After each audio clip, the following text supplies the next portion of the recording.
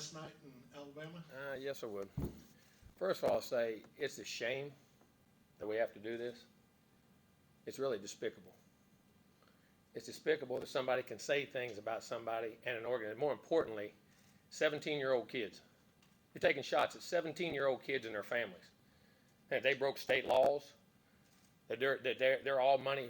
We bought every player on this group. We never bought anybody. No rules were broken. Nothing was done wrong. It was all in the way we do things, the ethics in which we do things.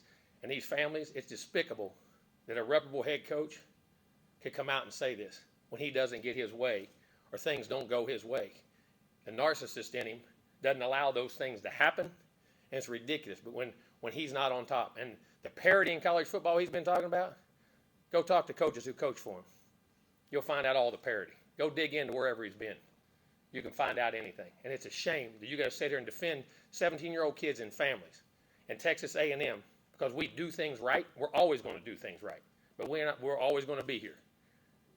We're doing a heck of a job. These coaches have done a great job. Our players have done a great job. The whole organization of recruiting people. It's despicable that we got to sit there at this level of ball and say these things to defend the people of this organization, the kids, 17-year-old kids, and their families. It's amazing. Some people think they're God. Go dig into how God did his deal. You may find out about a guy that a lot of things you don't want to know. We built him up to be the czar of football. Go dig into his past, or anybody that's ever coached with him. You can find out anything you want to find out, what he does and how he does it. And it's despicable. It really is. And it's a shame we have to sit up here and have this conversation about things we do. And it's personal to us? Yes, it is. It's personal to A&M. It's personal to our players. It's personal to our coaches and everybody involved. And I know the guy. Know him really well. It's amazing that we're allowed to do those things. It's really despicable. And I hate it. For our players who are coming here, who did things the right way, have done things the right way, and will continue to do things the right way, I apologize to you that people insult you publicly the way they're doing it. And our fans, I apologize to you guys for people saying those things about Texas A&M. I promise you this, there are no violations. There are nothing wrong. It's the second time we've had to do this with grown men who don't get their way and want to pout, throw a fit, and act up. Just go ask all the people who work for him. You'll know exactly what he's about. I always said this. My dad always told me this. When people show you who they are, believe them. He's showing you who he is. Questions? To the left, Olin. A couple of things, Jimbo. First of all, have you had any contact with Nick since? No. Oh, he's called. You just didn't take the call? Not going to. We're done. And He shows you who he is. and then I just wanted to, He's the greatest ever, huh? and then I just When wanted you got all the advantages, it's easy. and I just wanted to just put it point blank. So no players in you're saying that no players in There's the no bylaws of anything we ever promised, done, anything that goes against the laws of the state of Texas, and it's insulting to say a 17-year-old and his family broke laws. No. Down front, Brent.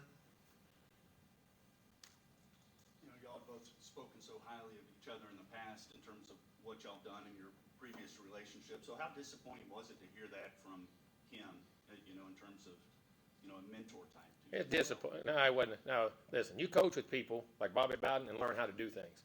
You coach with other people and learn how not to do things. There's a reason people don't go, I went back and worked for him with opportunities. Coach back behind Don't the want to be lines. associated with it. Coaches, is this an area where you would want to see the league office and the SEC, the commissioner's office get involved if coaches are putting out specific accusations? Yeah, of that's their job. violations? That's fine. I'm sure they will. They'll reprimand or say something, and we'll move on, I guess. But this is about our players and Texas A&M and the people who work for and the coaches here. That's what this is about. Make a mistake. We're not going anywhere. We have still a lot of work to do. We're not where we want to be. This is going to be a great program, and we're building it into a great program. Any other questions down in front, Travis? I know everyone saw the initial post from Sliced Bread or whatever, but where do you feel like this is coming from? You got me. Sliced bread. Well, but I mean, when coaches say that, come on, man. Especially, never mind. The operation and tactics of certain people who say them, and anybody who coach with him know them, and anybody out there in this business knows it. Amazing. Just go where he's been. And I know that you don't necessarily, you can't have the conversation with people who do NILs or have that contact, but would you like to see the collective that does? I would like to find unified rules across this country to put things in place. That's what I want. But I don't know what those are. I'm not smart enough to figure it out. I don't know what the antitrust laws, all those bylaws. So the government needs to step in because these things here. And what's funny, in that talk, right before he said that about us, wasn't he soliciting funds from the crowd? It's amazing, wasn't it? To the left, But Rob. when you walk on water, I guess it don't matter.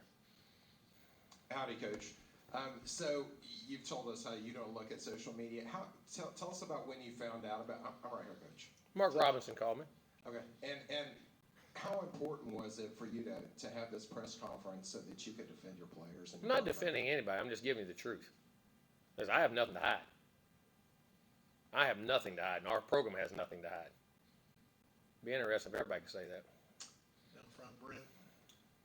Is there some thought on collectives, schools, programs, collectives, universities, collectives? Are you aware of what they do, how they go about it? No, and I'm so not. forth? I'm So not you have involved in no those circumstances. knowledge of any of. They have collectives. I know there's a collective here. I don't know who's got what, when's got what. Had no idea last year. That is not what we do or what we're about. As I said, that's by design. You saying, "Hey, I'm staying out of this." Yeah, I mean, how am I going to, I have no sponsorships in those things. And that's the truth. Listen, I'm going to tell you one thing. You can call me anything you want to call me. You ain't calling me a cheat. I don't cheat and I don't lie. So I learned that when I was a kid. If you did, the old man slapped you side of the head. Maybe somebody should have slapped him. And that's one thing you don't. Now you're fooling with their name. That don't, fooling with Texas A&M's name, you're saying with those kids' name and our name. I'll put it with any of them. Front left, Olin. Coach SEC. I ain't into that. I wasn't raised that way. Yeah, Jimbo, SEC spring meetings are coming up, the media days in a couple of months, and then October 8th. What do you think? That's Be is fun, it won't gonna it? be awkward And awkward about what? when you have to face it or have to? I don't mind confrontation. Lived with it my whole life. Kind of like it myself. Anything else? Rob and then Travis. Backing away from it wasn't the way I was raised. Coach, what do you say to your players about something like this? Keep doing the right things and believe in yourself. And I'm sorry that people say those things about you. But I will defend you. Because I know nothing was wrong. That's what it's about. Talking about setting examples for players and creating value and all those good, talks he has. You know what I mean? Live it. It's amazing. Travis and then Brent. When you talk about uniform legislation. Setting a hell of an example. When you talk about uniform legislation, would you like to see that the schools be able to have a little bit more ability to? Listen, I don't know that. I don't know what's right. It just needs to be uniform across the board. And it's hard because the government's going to have to get involved with it. I'm not into that. I just know that what we did was nothing wrong, was not done the wrong way. Nothing was promised, nothing was deal, and we didn't buy any players. You've been in this business a long time. A long time. And Seen a lot of things. it's disgusting to what we're into right now. Especially by the people who are throwing the darts. Who have no glass in their house. So my question was, is this the most upset, disappointed, angry you've been about something in your coaching career? It's despicable for what it does for the sport. And the operations, the way things were done the other way, when the parity was there, like we said, never has been parity. Certain people never followed the rules anyway. Do you suspect Nick has bent the rules? No, I didn't say that. It's my statement. All right, Coach. Appreciate your time. Thank you.